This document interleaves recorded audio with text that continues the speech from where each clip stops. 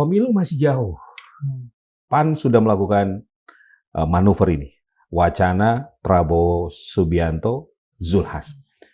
Ini cek ombak, strategi politik atau ada hal lain? Sebodoh itu Presiden Prabowo. Jebakan Batman itu justru memudahkan Prabowo kalah. Ngapain Prabowo ngambil wapres yang justru mengalahkan dirinya sendiri gitu? Wacana Prabowo dengan ketum partai-partai pengusungnya ini kan muncul tidak lama setelah Pak Jokowi ingin melanjutkan Prabowo Gibran di periode kedua. Partai-partai lain, menurut saya dengan memunculkan nama-nama kader terbaiknya, itu adalah perlawanan dari partai. Mereka nggak terima gitu. Prabowo Gibran 2 periode itu. PKB sudah menyodorkan Caimin misalnya dengan Prabowo. Kemudian Demokrat juga mungkin dengan AHY nanti. Siapa Gibran gitu loh dalam pikiran mereka. Apa yang membuat Prabowo harus menggandeng dia gitu. Prof Dasko itu kan bilang, ya sah-sah saja. Anggap hiburan rakyat. Anggap hiburan rakyat. Itu kan sebenarnya sindirannya keras banget. Anaknya jadi wakil presiden, apalagi utang budinya Prabowo gitu. Prabowo Gibran itu menurut saya tidak akan terjadi. Presiden Prabowo nggak akan mau membesarkan anak harimau gitu. Di media sosial saya pantau ya, ketika bicara Prabowo Gibran 2 periode, Prabowo Zulhas, ini orang-orang ngomong ini nggak ada otaknya, bajingan tolol semua. Setiap presiden incumbent, ketika dulu Jokowi menjadi presiden, itu dianggap sukses, orang otomatis memilih partai presiden incumbent, yaitu PDIP. Apakah ini di 2029 juga akan terjadi? Jangan-jangan Gerindra fokus bukan soal wapres. Bagaimana Gerindra menjadi partai pemenang pemilu? Sosok cawapres tidak terlalu penting? Tidak terlalu penting. Ngapain ngurus wapres? Kasih aja seperti Budiono dulu. Kasih aja seperti K. Haji Maruf Amin. Kalau bisa pilih aja wakil presiden yang udah maghrib usianya.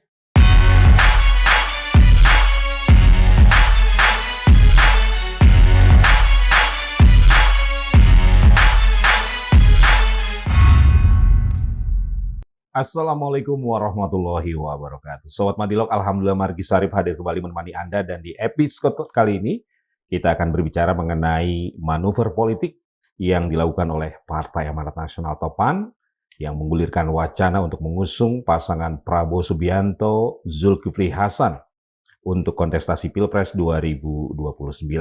Hal tersebut disampaikan oleh Wakil Ketua Umum PAN, Edi Suparno, dan Edi bilang dengan diusungnya ketum mereka Zulhas sebagai calon wakil presiden diharapkan bisa meningkatkan perolehan suara dari Partai Amanat Nasional.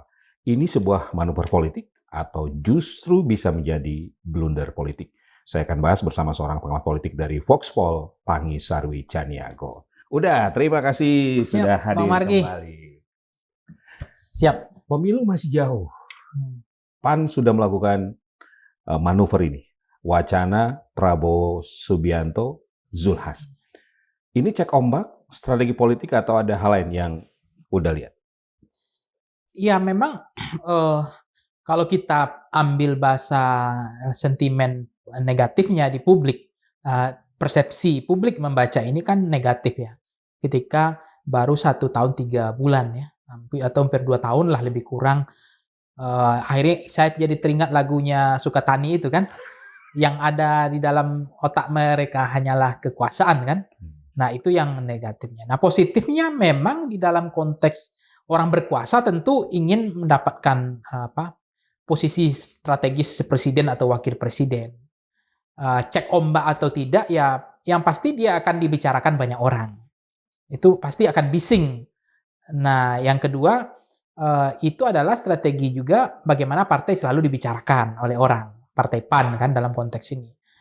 Nah, persoalannya kan apakah memang akan seperti itu faktanya? Biasanya di dalam konteks kontestasi elektoral yang sepanjang yang saya cermati, hampir 15 sampai 20 tahun ya saya jadi pengamat ya. Wakil presiden itu di periode kedua itu nggak ada yang sesuai yang kita banyak bicarakan hari ini. Misalnya siapa yang memikirkan waktu itu akan K. Haji Maruf Amin akan menjadi wakil presiden, ya kan? Dan nggak akan banyak orang bicara itu pada masa itu. Nggak terbayangkan, nggak terpikirkan sama orang pada masa itu. Dan Jokowi periode pertama itu kan juga SBY pada periode kedua juga nggak ada yang memikirkan akan ada pasangan Budiono itu. Nah itu periode kedua semua ya.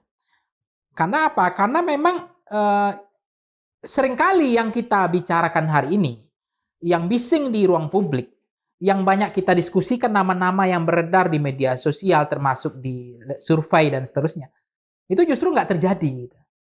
Nah, boleh jadi nanti yang jadi wakil presidennya Prabowo adalah orang yang kita tidak pernah prediksi. Orang yang tidak pernah disanter menjadi perbincangan publik. Orang yang tidak pernah muncul ke permukaan gitu. Nah, apalagi kalau misalnya elektabilitas beliau memang tidak ada lawan tanding yang sebanding untuk melawan beliau misalnya nanti. Dengan approval rating beliau tinggi misalnya atau level confidence-nya bagus. Makanya itu teorinya kembali kepada teorinya waktu PSBY dulu. Dengan sendal jepit pun jadi. Ngapain pusing-pusing? Gitu. Artinya orang bukan dari partai pun bisa diambil supaya lapangan datar, supaya adil, fair bagi semua partai. Bisa jadi ngambil teknokrat atau siapa. Termasuk kita ke Haji Ma'ruf Amin bukan orang partai, bukan orang yang banyak dibicarakan di lembaga survei. Dari segi modal elektabilitas rendah sekali, bahkan nggak masuk capture zoom out-nya lembaga survei. Tiba-tiba ini jodoh gitu loh. Last minute ya? Last minute injury time. Bahkan yang katanya waktu itu yang sempat udah ngukur baju. Pak Mahfud. Pak Mahfud yang udah siap-siap lari kecil-kecil nggak jadi digandeng jadi wakil presiden. Nah ini yang menggambarkan bentangan empiris masa lalu bahwa di periode kedua itu kalau elektabilitas presiden itu tidak bisa dibendung, ya suka-suka dia. Wakil itu.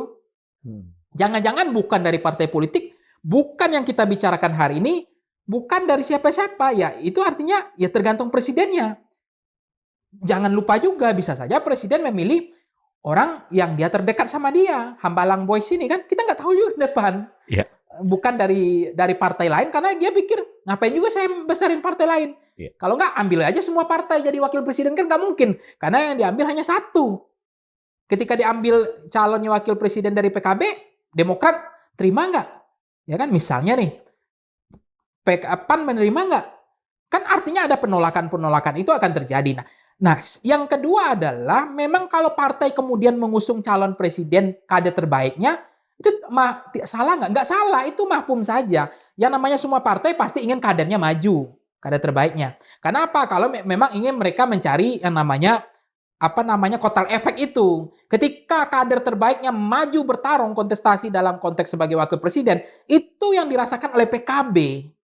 Waktu itu naik jumlah kursi di DPR RI-nya, naik jumlah kursi di DPRD kabupaten kota, bahkan banyak yang sebelumnya, contoh di pesisir selatan di kampung saya, dengan majunya Anies Caimin, itu PKB dahsyat gitu perolehannya. Jadi artinya apa? Ya dalam politik itu transaksional pragmatis, klientelistik mencari persamaan kepentingan. Titik persamaan kepentingannya adalah ya ingin adanya kotel efek gitu. Kalau pemilunya serentak, ya artinya wajar kemudian semua partai punya bergandeng untuk itu, untuk menawarkan kadernya. Tapi jangan kemudian mimpi di siang bolong gitu loh. Rekodnya sudah masalah misalnya, kompetensi nggak kelihatan, kapasitas nggak kelihatan. Misalnya nih Prabowo Zulhas. Jangan-jangan dengan adanya kalau memang ini terjadi, sebodoh itu Presiden Prabowo. Kalau kemudian dengan Prabowo Zulhas kemudian justru itu memudahkan jebakan Batman itu justru memudahkan Prabowo kalah, ngapain Prabowo ngambil wapres yang justru mengalahkan dirinya sendiri gitu. Itu kan sama aja kena jebakan juga gitu, kena rancau jadinya. Jadi Prabowo menurut saya nggak sebodoh itu juga gitu. Jadi pesan yang ingin disampaikan oleh PAN apa dengan wacana Prabowo Zulhas menurut Uda? Ya itu kan ajang bagaimana semua partai bersuara untuk itu kan. Untuk mungkin ya bergandeng juga. Yang kedua untuk konsolidasi penguatan juga mungkin ya di antara partai gitu. Bahwa kami loyal, ya kan? Kami setia. Kan selalu itu yang disampaikan. Kayak PAN kan, kami dari 3 kali pemilu selalu loyal pada Presiden Prabowo, nggak pernah dukung partai presiden lain, misalnya. Nah, kemudian Zulhas dianggap kader terbaik kami karena ketua umum partai, gitu. Tapi apa iya, gitu. Justru dengan Prabowo Zulhas, Prabowo mudah dikalahkan. Itu kan bahaya juga bagi Prabowo. Nah, kita nggak tahu itu yang begitu-gitu kan, karena memang ada juga desain arsitektur politik itu menjebak presiden incumbent yang kuat memasang wakil presiden yang bodoh, yang tidak layak jual, yang itu justru mendonggrad elektabilitas calon presidennya dengan wakil presiden yang ya istilahnya bahasa saya wakil presiden yang bajingan tolol, yang bodoh, nggak layak jual gitu. Artinya tentu presiden akan memilih mana yang terbaik karena orang mengambil wakil presiden bukan untuk pasangan, bagaimana untuk menang gitu. Jadi bukan untuk gaya-gayaan. Bagaimana kira-kira ini dengan wakil presiden ini, jangan justru kalau dia pakai dengan ini, nama ini, simulasinya, kan nanti ada simulasi. Justru ini membebani presiden, bukannya boro-boro untuk menjadi insentif elektoral. Karena wapres itu kan sebagai untuk memantik insentif elektoral. Ketika posisi elektabilitas presidennya stagnan, nggak ada pertumbuhan, tidak terjadi pertumbuhan elektoral, stagnan. Nah, disitulah posisi wakil presiden. Untuk apa? Untuk mendongkrak, gitu, untuk injeksi, ya, untuk men-tracking supaya elektabilitas presidennya naik. Itu pengalaman saya sebagai pollster selama ini. Oke. Dan menurut Uda ini terlalu prematur ya wacana ini? Ya sebenarnya kalau nggak Bang Margi ngajak ke sini, saya nggak ngomong ini karena tersinggung hati masyarakat. Rakyat ketika bicara yang ada dalam benak mereka hanyalah kekuasaan. Di saat masalah masih banyak. Hari ini BPJS atau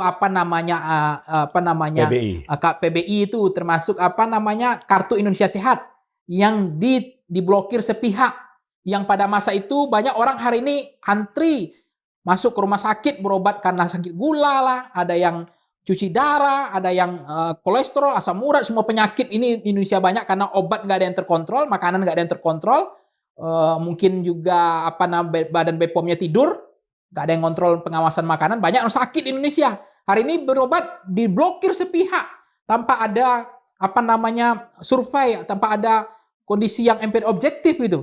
Nah, itu yang harus dibicarakan presiden, yang dibicarakan. Tapi rata-rata partai ini kan yang ada dalam benak mereka hanya kekuasaan. Jadi ini sebenarnya terlalu prematur, iya, terlalu subuh, dan Belandanya masih jauh, Bang Margi.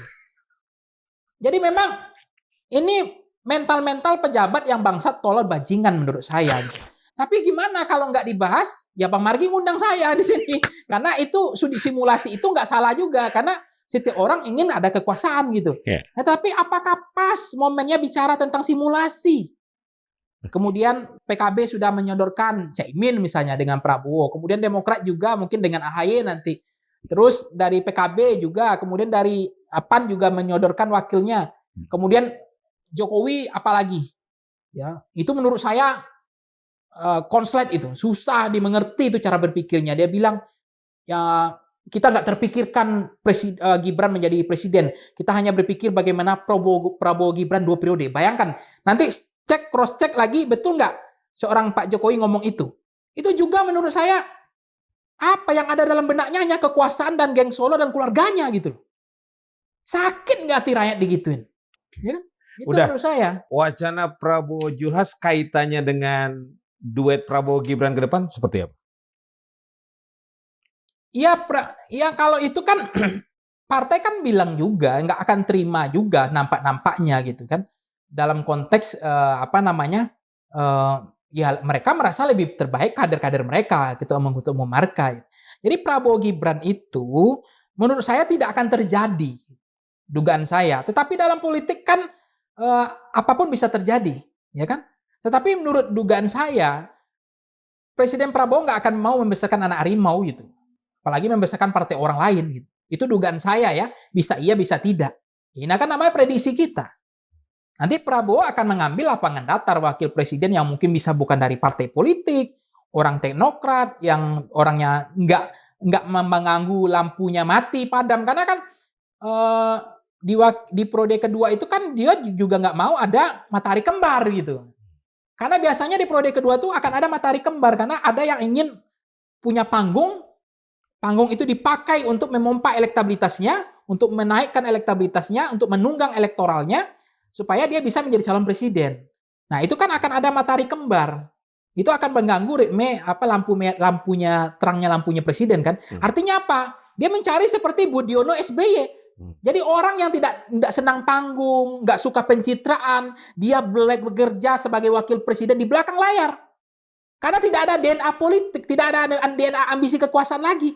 Dia apa? Dia selesai sebagai wakil presiden di periode kedua, dia selesai, nggak ada lagi kepikir bagaimana menjadi calon presiden. Sama hal persis dengan Kiai Haji Ma'ruf Amin. Habis itu ngurus masjid aja, ngurus zakat, ngurus amal-amal bakti sosial, itu aja. Nggak kepikir kalau Kiai Haji Ma'ruf Amin menjadi calon presiden setelah dia menjadi wakil presidennya Jokowi nggak ada gitu. Ya, udah wacana Prabowo dengan ketum partai-partai pengusungnya ini kan muncul tidak lama setelah tadi yang udah singgung. Pak Jokowi ingin melanjutkan Prabowo Gibran di periode kedua. Apakah partai-partai ini ingin menarik garis di situasi ini? Ya bisa saja dia angkat bendera bendera perang juga mungkin ya. Kami partai-partai ya belum ada kesepakatan juga kan, masing-masing partai punya bargaining masing-masing. Jadi garis embarkasinya bahwa ya artinya mereka tidak setuju nampaknya belum tentu juga ya siapa Gibran gitu loh dalam pikiran mereka. Apa yang membuat Prabowo harus menggandeng dia gitu. Nah, itu juga akan dipelajari kan bagi partai-partai lain. Nah, saya pikir wajar partai-partai lain menurut saya dengan memunculkan nama-nama kader terbaiknya tadi, itu adalah perlawanan dari partai. Mereka nggak terima gitu. Prabowo Gibran 2 periode itu. Kalau ya, kenapa dia tidak deklar aja Prabowo Gibran? Kami tidak akan mengusung sama dengan Golkar dulu. Golkar kan selalu mengatakan, kami nggak ada kepikiran Airlangga menjadi presiden atau wakil presiden. Kami akan mengusung Prabowo gitu. Dengan siapapun gitu kan begitu pada waktu itu. Artinya kami mendukung tanpa syarat. Menyerahkan leher kami. Tunduk bertekuk lutut kepada siapapun. Artinya kalau partai itu legowo bahwa memang Prabowo Gibran itu ideal menurut mereka, pasti ketua umum partai dari PAN, dari PKB atau dari Demokrat dia bilang, nggak kepikir bagi kami, yang penting ini satu paket. Kami nggak kepikir untuk mengajukan kader kami. Menurut kami Prabowo Gibran adalah ideal ke depannya. Kita akan dukung bersama. Jadi kami tidak ada kepikiran bagi kami untuk mengusung kader kami. Close, selesai. Tutup buku. Enggak, ini kan nggak akan mungkin terjadi. Jadi partai-partai sudah melakukan perlawanan terhadap dominasi Solo? Iya, bargaining Solo itu apa yang menjadi nilai jual nggak ada. Itu kan yang dihitung sama mereka. Kalau kemarin mungkin ada nilai jual yang mereka nggak enakan lah kan. Jadi ya udah ikut aja gitu. Karena dengan artinya apa? Kalau Prabowo nanti dengan siapapun, dengan sendal jepit pun jadi, ngapain gitu? Oke. Udah, perlawanan partai-partai ini sepengetahuan Prabowo, menurut udah? Ya kalau perlawanan partai tentu saja mereka memastikan bahwa mereka tidak terima saja dengan ketika Prabowo menggandeng geng Solo ini gitu. Jadi itu yang kelihatan bagi saya, bagi mereka partai punya kepentingan, punya agenda masing-masing. Dan apalagi partai-partai yang ini juga belum tentu partai gajah ini lolos kan. Syukur-syukur kalau lolos. Sementara ini partai sudah ada yang lolos. Nah, sehingga perlawanan itu bagi mereka adalah seperti mereka nggak ikhlas saja, nggak rela gitu. Tapi nggak tahu apa yang menjadi nilai jual. Tapi kan kalau dari Prabowo dengan inner circle-nya termasuk Prof. Dasko itu kan bilang, ya sah-sah saja. Anggap hiburan rakyat. Anggap hiburan rakyat. Itu kan sebenarnya sindirannya keras banget itu sebenarnya. Yang ngukur diri lah, ngaca dulu lah gitu. Kalau bicara tentang dulu ya utang budi udah selesai gitu loh. Karena dikasih waktu itu Presiden Prabowo magang dulu dan seterusnya. Ya kemudian jadi menteri kan. Kalau sekarang udah anaknya jadi wakil presiden, apalagi utang budinya Prabowo gitu. Artinya apa? Ketika Prof. Dasko bilang bahwa anggap menjadi hiburan rakyat, itu sebenarnya udah keras itu. Bahwa nilai Anda tuh udah ada gitu loh. Yang dibanggakan kecuali hari ini beliau menjadi wakil presiden yang punya pikiran, punya gagasan. Ya, tidak pidatonya. Ini pidatonya akan yang itu tadi kemarin hanya bicara tentang dirinya, keluarganya dan partainya gitu. Bicara tentang akan darahnya akan akan diperas lah, ya kan? Akan mati-matian lah, ya kan?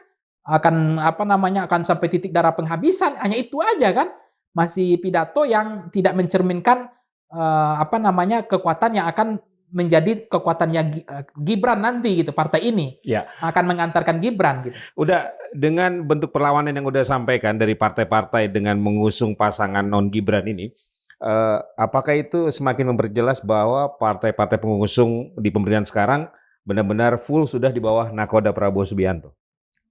Ya, kalau misalnya misalnya kemarin kan PAN sudah mengatakan presiden tetap Prabowo, kemudian dari PKB juga, termasuk mungkin Demokrat saya bisa juga kan, atau partai-partai PKS atau yang lain ya, memang satu komandonya memang mereka presiden oke. Kita tidak perlu diperdebatkan. Ya, artinya bagi mereka kita ikut garis itu. pada titik garis itu bahwa kita ikut garis presiden. Di periode dia sepakat bahwa Prabowo itu adalah 2 periode misalnya. Ini pun sebenarnya tidak layak dibicarakan hari ini gitu. Karena itu kan terlihat ambisius gitu. Keinginan berkuasa yang tidak selesai-selesainya. Meskipun sebagai presiden incumbent, periode kedua itu hanya bonus sebenarnya. Siapapun nggak perlu bicara periode kedua. Kalau kinerjanya bagus, mampu mengatasi masalah rakyat hari ini, kesehatan, pendidikan, dan mampu membantu mengurangi beban rakyat hari ini, tidak ada kenaikan BPJS, gratis BPJS, token listrik nggak pernah naik, BBM tidak pernah naik, pajak tidak pernah naik, kemudian asuransi negara ini kasih kepada rakyat. Kalau kemudian ada makan siang gratis, ada sekolah rakyat dan seterusnya itu dikasih gratis semua, yang menurut saya 2 periode itu udah automatically gitu loh. Itu bonus kalau Anda menjadi presiden yang tidak sesuka hati, tidak sewenang-wenang yang sebelumnya, ya. Artinya apa? Itu bonus automatically akan dapat, akan 2 periode. Kalau nggak dibatasi konstitusi bisa 3 periode, ya kan? Jadi artinya apa? Ya investasi politik tidak akan ada ruginya kalau berbuat baik pada rakyat. Nggak perlu dibahas 2 periode itu. Apalagi sudah bicara 2 periode. Kalau rakyat nanti tidak memilih saya lagi, apa salahnya kalau rakyat ingin memilih saya lagi? Sebenarnya diksi prasa itu nggak pas gitu loh. Ya udah kerja saja kalau memang itu nanti rakyat mengatakan layak, ya udah itu bonus gitu. Makanya saya sensitif ngomong ini sebenarnya karena harusnya pembicaraan ini itu di 2028. Atau agak dikit maju, mundur dikit 2027. Ini 2026 udah dibahas sih. Atau ini respon dari apa yang terjadi di Rakernas PSI, partai-partai ini mulai bereaksi. Tapi kan PSI tidak menyinggung soal Gibran wakil presidennya Prabowo. Tapi itu merespon dari statementnya Pak Jokowi yang mengatakan bahwa Gibran tidak akan maju berkontestasi, tidak akan adu gerobak dengan Prabowo, akan tidak menjadi lawan tanding yang sebanding dengan Prabowo, tapi Prabowo Gibran adalah 2 periode. Itu yang dilawan sama partai hari ini. Lu ngaca dulu, enak aja gitu. Kalau dulu iya, sekarang ya lain cerita. Bisa saja mereka mengatakan, ya bisa terwujud, bisa saja lu bebek lumpuh ngatur-ngatur orang. Gue yang punya partai. Makanya mereka masing-masing mereka ngotot juga untuk mulai speak up nih, bicara tentang ya saya dong wakil presidennya. Semua ketua umum partai berhak juga gitu. Oke. Berarti hubungan partai-partai yang ada di pemerintahan sekarang dengan geng Solo seperti apa? Kan kita tahu sebagian dari mereka dulu juga kan pengusung Jokowi di rejim sebelumnya udah. Ya kalau hubungannya saya nggak tahu sejauh ini, katanya baik-baik saja ya. Yang kedua, mereka ini dalam koalisi yang sangat solid mendukung Prabowo, termasuk PSI, termasuk katanya Gibran mendukung MBG ini kan. Bahkan akan mendirikan satu MBG setiap kabupaten kota atau setiap desa. Ada MBG-nya PSI, artinya kan mereka masih sejalan soal itu. Tapi kan kalau ketika mereka menarik, sebenarnya biang keroknya itu Pak Jokowi itu, kalau nggak ada statement Pak Jokowi yang mengatakan bahwa Gibran tidak akan bertanding, tidak akan maju, tapi kita mendukung Prabowo Gibran 2 periode. Itu sebenarnya yang memicu gitu. Partai-partai lain nggak sabar juga, ya tunggu dulu. Enak aja. Kami juga punya partai. Gitu. Gitulah intinya. Oke. Nah, ke depan pergerakan apa lagi nih yang udah lihat dari partai-partai yang ada di pemerintahan saat ini? Setelah PKB, kemudian PAN, partai-partai lain udah melihatnya seperti apa? Ya partai-partai lain kan fokus bagaimana menyukseskan programnya Presiden Prabowo kan. Meskipun memang tidak semua loyal juga, tapi kan mereka juga sibuk dengan kue-kue yang mereka bagi itu. Saya lihat partai-partai ini kan memang partai itu didirikan untuk merebut kekuasaan ya. Partai itu didirikan untuk berkuasa, power sharing dan seterusnya. Tapi kan melihat apa yang terjadi partai-partai di era Prabowo, itu juga tidak sepenuhnya juga loyal tegak lurus gitu dengan program-program pemerintah kan, tetap ada juga yang berbeda-beda gitu. Tapi intinya ya ini bagian dari bagi partai-partai, mereka juga harus menyusun nasib strategi mereka masing-masing ke depan. Kalau mereka tidak mengusung kader mereka sebagai wapres, maka partainya bisa tenggelam, seolah-olah begitu. Tapi kita nggak tahu apakah memang Prabowo Gibran itu sudah sekuat itu, atau Prabowo Zulhas sekuat itu, atau nanti justru bisa kalah sama orang yang ya misalnya lawan tanding yang sebanding nanti akan ketemu, ya belum tentu juga menang kalau Prabowo banyak blunder hari ini misalnya. Atau Presiden Prabowo ini tidak berhasil mengembirakan hati rakyat dengan program kebijakannya misalnya. Atau memang nanti justru orang menunggu nih jebakan ini, Prabowo salah menggandeng Wapres gitu loh. Karena itu salah satu strategi untuk menjatuhkan Prabowo. Jadi Prabowo harus mengkalkulasi, menghitung ulang siapa kira-kira Wapres yang layak jual untuk itu kan. Tetapi menurut saya memang terlalu subuh sih, terlalu dini bicara ini sebenarnya. Mestinya Presiden Prabowo lebih fokus saja bicara tentang nggak usah terlalu banyak pidato ya, tidak terlalu banyak curhat-curhat. Nggak perlu terlalu, karena ketauladanan yang terbaik itu kan perbuatan, kebijakan, program yang kelihatan oleh rakyat gitu. Iya. Nggak perlu pidato berapi-api, apalagi bersemangat betul, termasuk curhat di setiap acara itu. Gitu. Iya, udah. Meskipun baru wacana, ini mendapat respon dari Gibran selaku wakil presiden soal wacana Prabowo Julas, dan Gibran bilang dirinya akan fokus bekerja untuk menyelesaikan tugas dan visi dari Presiden Prabowo, tidak memikirkan untuk masalah cawapres. Udah membacanya seperti apa dari statement Gibran ini? Ya ngapain juga mikirin cawapres, dia mikirin bapaknya udah ngomong Prabowo Gibran 2 periode, ngapain dia mikirin? Kan nggak perlu dia mikirin gitu, kan udah dikunci sama bapaknya. Prabowo Gibran 2 periode. Nah kalau nggak kepikir, tapi sama bapaknya nggak kepikir. Itu namanya dari sudah atau belum. Dulu kan juga begitu. Kepikir nggak jadi wapres? Enggak. Dia masih, Gibran mungkin nggak cukup umur. Dia masih belum terlalu bijaksana, masih tapi nanti ditawarin, ya kita lihat nanti, kan begitu juga. Nah kalau sekarang lebih to the point tuh, Prabowo Gibran 2 periode, nah, kan lebih jelas, lebih jujur sekarang daripada sebelumnya. Oke. Artinya Gibran ini dinilai ancaman juga bagi partai-partai pendukung Prabowo ini? Ya tanya ke partai-partai sih sebenarnya. Untuk 2029? Ya bagi partai kan, kalau memang menaruh Gibran di situ kan membesarkan PSI, ya partai lain nggak rela lah. Ya kan? Nanti kotel efeknya PSI dong. Nah, jadi saya menduga, meyakini, ya dalam politik kita bukan dukun politik ya, cuaca itu kan bisa berubah. Di sini Depok mendung, petirnya di Jagakarsa, ya hujannya bisa di Jakarta gitu. Jadi nggak bisa diprediksi total dalam politik ini. Tapi dugaan saya rasa-rasanya nampaknya nggak mungkin Prabowo itu akan membesarkan anak harimau gitu, membesarkan partai orang, membesarkan kader orang gitu. Artinya Presiden Prabowo itu nampaknya menurut saya nanti akan buat lapangan datar saja supaya semua partai itu diperlakukan semua partai politik yang equal, tidak ada diskriminatif. Ya artinya semua partai tidak akan diusung gitu loh. Supaya tidak ada yang iri, merasa mereka tidak akan loyalitas mereka akan ganda. Kenapa? Ya bukan kader mereka.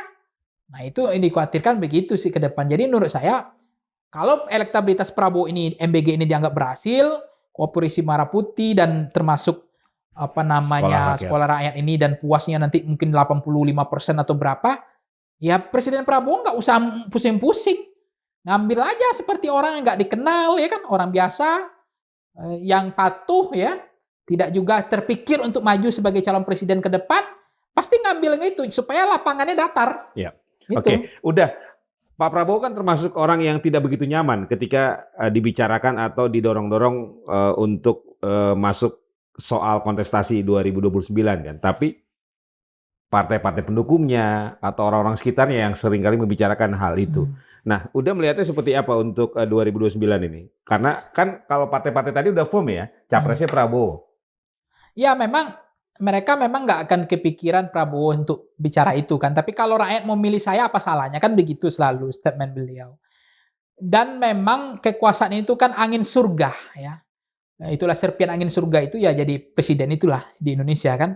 Siapa sih yang nggak mau jadi presiden? Siapa yang nggak mau jadi wakil presiden yang pakai pas pampres gitu, meskipun tidak berguna gitu kan? Bagi rakyat kadang-kadang gitu. Tapi fasilitas yang dipakai kan super mewah, VIP. Berapa keuangan negara habis untuk mengamankan mereka kan?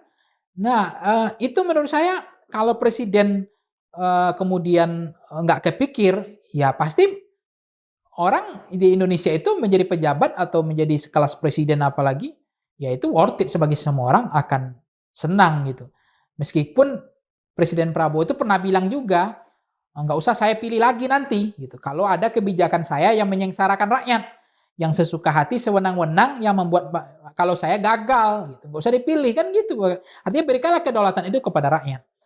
Tapi partai politik di dalam konteks ke pilkada atau pilpres atau pileg itu selalu bicara tentang bagaimana masa depan partainya, bagaimana regenerasinya, Ya. tidak tentang dirinya sebenarnya. Makanya sebenarnya nanti kalau approval ratingnya Presiden Prabowo itu bagus, level confidence-nya 95% itu bagus, tingkat kepuasannya itu tidak ada yang bisa menjadi lawan tanding yang sebanding, itu artinya apa? Ya, kita akan lihat apakah betul nanti berdasarkan jurnal Electoral Studies yang saya baca itu, ini agak-agak ilmiah dikit ini, agak berat ini kan. Itu kadang-kadang di Madilog kita agak ilmiah agak susah ini kan. Munculnya bajingan bangsa tolol aja kan.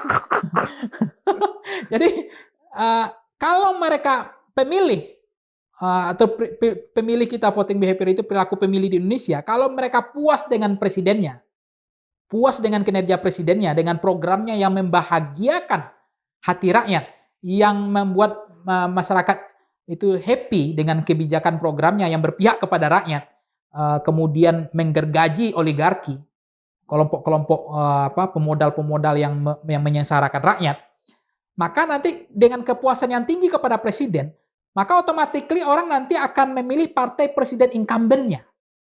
Dalam konteks ini adalah Gerindranya. Gerindra efek itu. Sehingga artinya apa? Ya, kalau nanti presidennya elektabilitasnya approval ratingnya tinggi, maka orang akan memilih Gerindra. Gerindra juga punya potensi menjadi partai pemenang pemilu. Nah, itu bagi Gerindra jauh lebih penting daripada bicara wapres gitu. Kepentingan pileg. Kepentingan pileg. Karena setiap presiden incumbent ketika dulu Jokowi menjadi presiden itu dianggap sukses oleh masyarakat, tingkat kepuasan 85%, orang otomatis memilih partai presiden incumbent yaitu PDIP. Itu otomatis. Nah, apakah ini di 2029 juga akan terjadi? Jangan-jangan Gerindra fokus bukan soal wapres, bagaimana Gerindra menjadi partai pemenang pemilu. Artinya apa? Berkuasalah dengan baik. Jaga trust. Jangan ngomong blunder, ya kan? Jangan sedikit-dikit salahkan rakyat. Pecat ganti semua pejabat yang penjilat pantat itu, ya, yang hanya menjilat hanya kabar-kabar angin serga. Saya berdoa juga jangan-jangan presiden juga senang mendengar puji-pujian. Harusnya presiden jangan, ya kan? Apresiasi yang memberikan kritikan, karena itu jamu, karena itu pahit. Jangan kemudian presiden justru happy dengan berita-berita puji-pujian, gembira kan?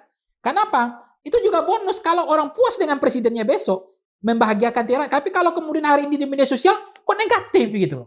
Kan itu yang kita, apakah komunikasi presiden atau timnya yang kurang?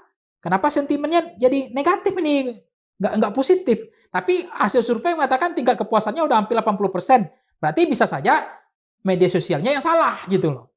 Atau masyarakatnya yang salah melihat ketidakpuasan ini. Supaya nanti presiden yang 2 periode itu hanya bonus saja. Nanti Gerindra sebagai the ruling party pemenang pemilu itu hanya bonus saja. Karena presidennya sudah benar gitu. Dan sosok cawapres tidak terlalu penting? Tidak terlalu penting. Ngapain ngurus wapres? Kasih aja seperti Budiono dulu. Kasih aja seperti K.H. Maruf Amin. Kalau bisa pilih aja wakil presiden yang udah maghrib usianya. Ya kan? Ada kecenderungan Prabowo akan melakukan langkah itu?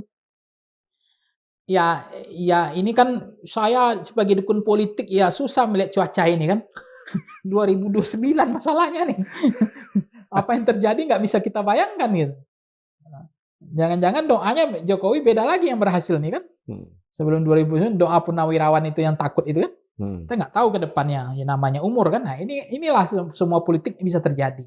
Yeah. Apapun bisa terjadi, tidak ada yang tidak mungkin dalam politik. Tetapi intinya ya siapapun ingin partainya menang pemilu, siapapun ingin jadi presiden gitu. Dan ini menjadi pembelajaran bagaimana pemilu itu kadangkala tidak selalu sesuai dengan prediksi. Ya, yang terukur itu. Bisa saja hal-hal yang tidak terukur, hal-hal yang tidak terpotret, hal-hal yang tidak banyak dibicarakan orang, itu yang jodoh sebenarnya dalam politik. Oke. Ada kemungkinan kuda hitam untuk Cawapres 2029 udah? Ya, kuda hitam dalam cawapres itu kan gini ya. Kalau presidennya melihat bahwa nanti akan memang yang menentukan adalah, karena kalau salah menggandeng wapres itu kan ada potensi tergelincir kalah. Artinya apa? Jangan sampai salah menggandeng wapres.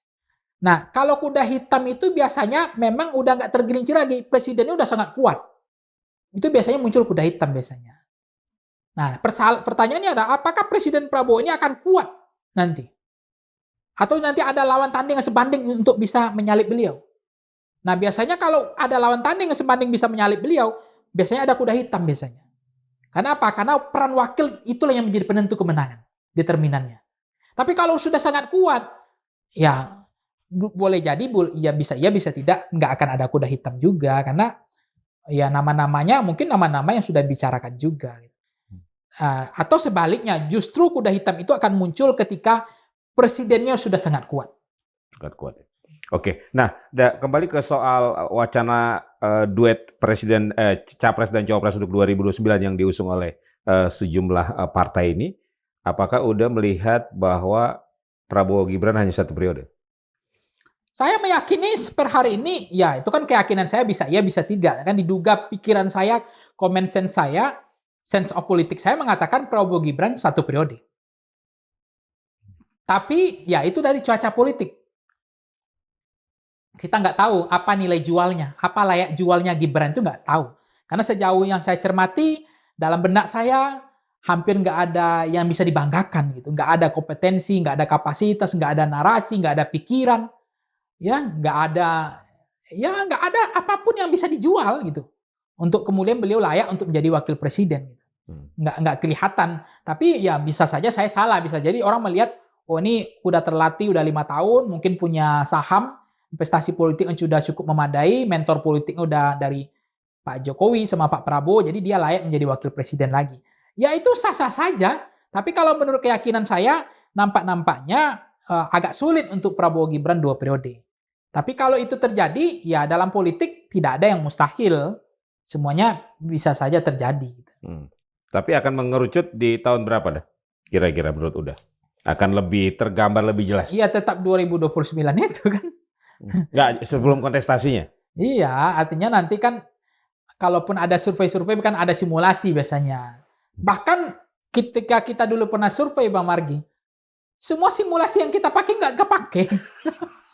Udah kita buat 40 simulasi. Okay. Tiba-tiba ada kayak Haji Ma'ruf Amin kan, nggak ada masuk simulasi gitu. Nah itu maksud saya. Jadi kejutan bisa terjadi di injury time ya? Politik Indonesia itu biasanya last minute injury time. Jadi nggak ada di tengah ketidakpastian itulah yang pasti di politik Indonesia. Gitu. Di politik Indonesia ya. Oke, terakhir udah publik harus membaca apa dari isu yang kita bahas? Ya saya sangat sedih saja kalau pejabat politisi hari ini hanya bicara tentang dalam otak atau benak mereka hanya bicara kekuasaan. Itu yang saya sangat sedih. Karena apa, harusnya dia sudah bicara tentang bagaimana membantu rakyat hari ini, menciptakan lapangan pekerjaan 19 juta ini.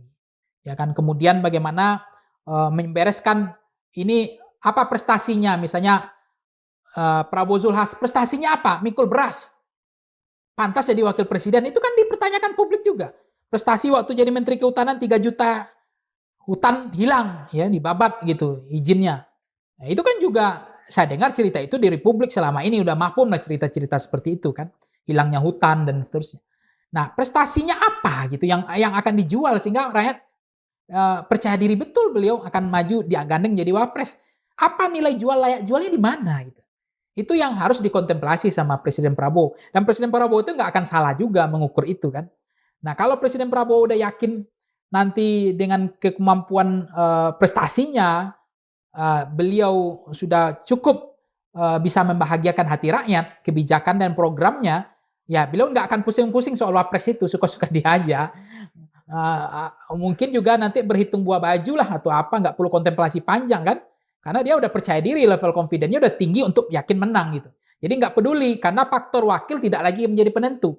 Tapi kalau nanti memang tingkat kepuasannya rendah, ya prestasinya nggak terlalu banyak, janji politiknya nggak terpenuhi, banyak kemudian kebijakannya menyengsarakan rakyat ketika presiden sebelumnya suka sewenang-wenang, sesuka hati, ya banyak melakukan penyimpangan misalnya, ya dia akan bekerja keras lagi gitu untuk menang. Sehingga memang sangat tidak bijak, ya tidak fair kalau pejabat itu hari ini memang partai politik bicara tentang kekuasaan, tapi kok ini belum 2 tahun sudah bicara simulasi wapres, Prabowo Gibran 2 periode gitu kan.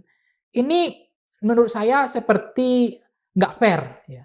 Kalau masyarakat awam, masyarakat netizen kita ngomong udah parah lagi tuh di media sosial saya pantau ya. Yeah. Ketika bicara Prabowo Gibran 2 periode, Prabowo Zulhas, ini orang-orang ngomong ini nggak ada otaknya, bajingan tolol semua katanya. Itu bukan saya loh, di media sosial loh. Kenapa? Ya ini nggak pas aja momennya gitu loh. Ini masyarakat aja udah khawatir ini jangan ada lagi kenaikan harga ini kan.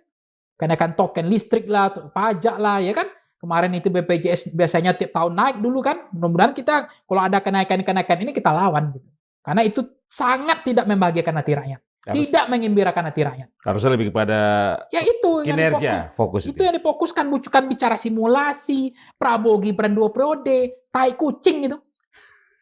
Oke, udah terima kasih Sobat Madilog, demikian tadi perbincangan saya bersama Uda Pangi Sarwicaniago, pengamat politik dari Voxpol ya, terkait wacana yang mulai bergulir yang diusung oleh sejumlah partai politik. Satu di antaranya adalah Partai Amanat Nasional, di mana Wakil Ketua Umum PAN Edi Suparno menyatakan partainya berencana untuk mengusung pasangan Prabowo Subianto dan Ketum PAN Zulkifli Hasan untuk kontestasi Pilpres 2029. Tadi sudah kita dengarkan penjelasan dan analisa dari Uda Pangi Sarwicaniago. Semoga bermanfaat. Saya Margi Sari pamit. Wassalamualaikum warahmatullahi wabarakatuh. Udah, terima kasih.